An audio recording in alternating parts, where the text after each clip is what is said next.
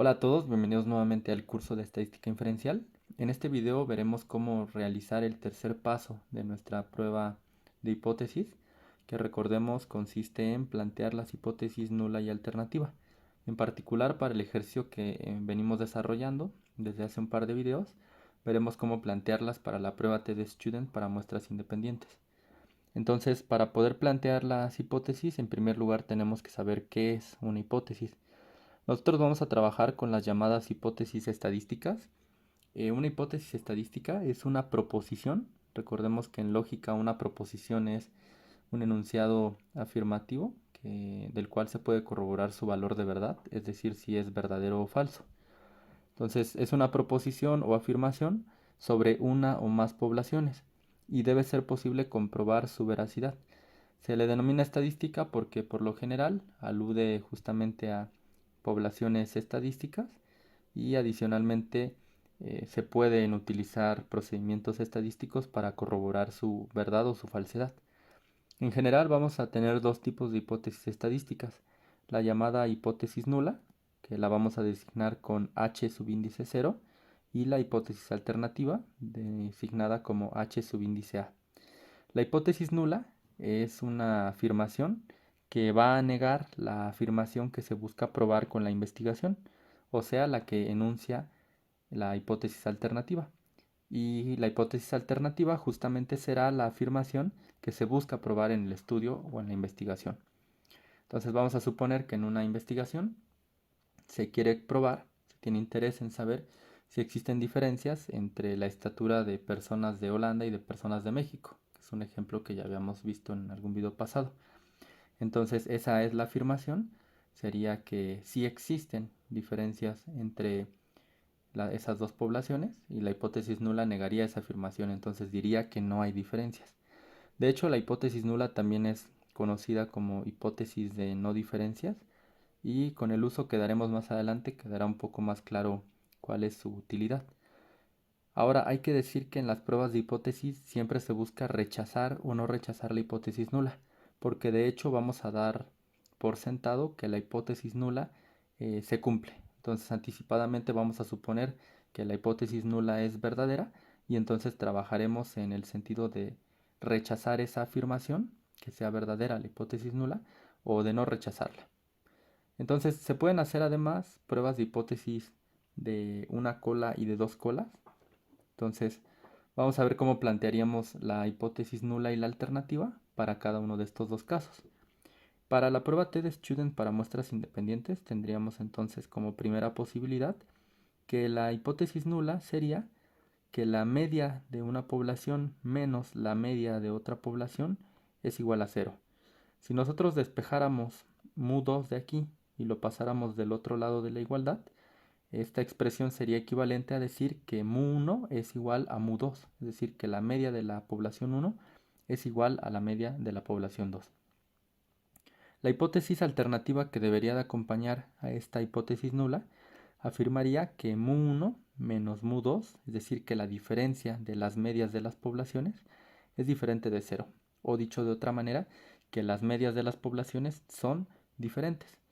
Esto es lo que vamos a llamar como una prueba de dos colas. La prueba de dos colas básicamente no tiene dirección, es decir, nosotros solo afirmaremos en la hipótesis alternativa que las medias van a ser diferentes, pero no diremos si estamos considerando que alguna población será mayor o menor que la otra. Es muy importante además destacar que las hipótesis siempre se plantean en términos de las poblaciones, en este caso por tratarse de una prueba paramétrica, de los parámetros poblacionales o de los parámetros de la distribución.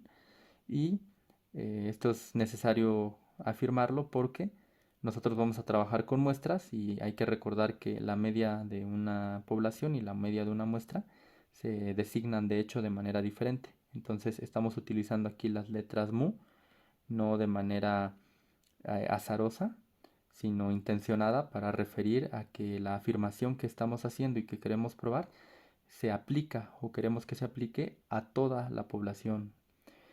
Bueno, como segundo punto, podríamos plantear otras hipótesis diferentes. Entonces va a haber ocasiones en las que no deseemos una prueba de dos colas, sino más bien sepamos o haya evidencia de que una de las poblaciones puede tomar un sentido de la otra, es decir, que pueden ser diferentes pero con un sentido marcado. ¿A qué nos referimos? Sería el caso, por ejemplo, en el que digamos que la media de una población menos la media de otra nos daría un valor menor que cero. Es decir, que cuando las restáramos tendríamos un valor menor que cero. Aquí mismo, nuevamente, si despejáramos mu2, pasaría de este lado de la desigualdad con signo positivo. Y entonces esta afirmación que tenemos aquí sería equivalente de decir que la media de la población 1 es menor que la media de la población 2. Y en este caso hablaríamos de una prueba de una cola. Y la hipótesis nula afirmaría lo contrario, o sería la negación de esta hipótesis alternativa que hemos puesto aquí. La hipótesis nula diría que la media de la población 1 menos la media de la población 2 sería mayor o igual que 0. Un tercer caso que podríamos utilizar en alguna investigación sería el siguiente. En este plantearíamos que la hipótesis nula es que la media de la población 1 menos la media de la población 2 es menor o igual que 0. Aquí igual aplica la cuestión de que podemos despejar la media de la población 2 de aquí, y esta afirmación que tenemos aquí sería equivalente de decir que la media de la población 1 es menor o igual que la media de la población 2. Y para este caso la hipótesis alternativa debería de decir que mu1 menos mu2 es mayor que 0. Es decir, que la media de la población 1 es mayor que la media de la población 2. Esta también sería una prueba de una cola. Si lo notamos, la diferencia entre estas pruebas de una cola es que, bueno, están asumiendo direcciones distintas. En una, que estoy señalando aquí, consideramos que mu1 es menor que mu2, y en la otra consideramos que mu1 es mayor que mu2. En general, veremos o aprenderemos a discernir cuándo utilizar una prueba de dos colas o de una cola, ejercitando un poco. Entonces, en los siguientes videos en los que planteemos algunos ejercicios, quedará seguramente más clara esta cuestión.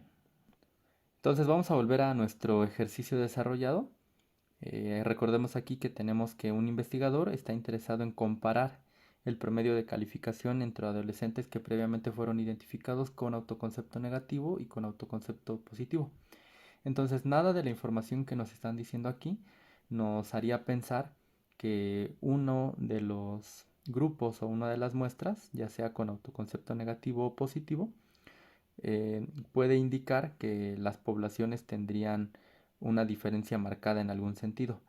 Es decir, no tenemos evidencia, al menos con lo que está escrito aquí, de que alguna de las poblaciones que estamos comparando pues tengan un mayor promedio en comparación con la otra. En ese sentido, como no sabemos cuál podría ser la dirección que tome la diferencia, vamos a llevar a cabo una prueba de hipótesis de dos colas. Entonces, para nuestro ejercicio vamos a colocar como tercer punto, sean n la población de personas con autoconcepto negativo y p la población de personas con autoconcepto positivo. Estamos simplemente denotándolas con un nombre.